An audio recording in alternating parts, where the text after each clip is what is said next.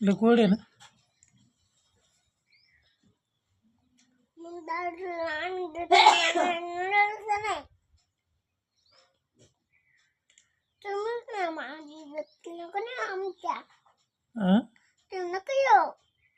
कुठं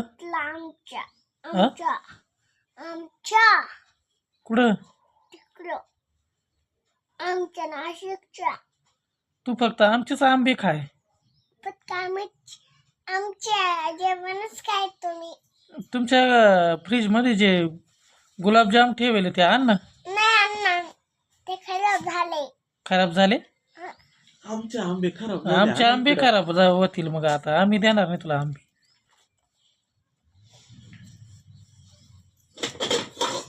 म्हणजे आम्ही मागितलं की लगेच तुमचे गुलाबजाम खराब होत्या.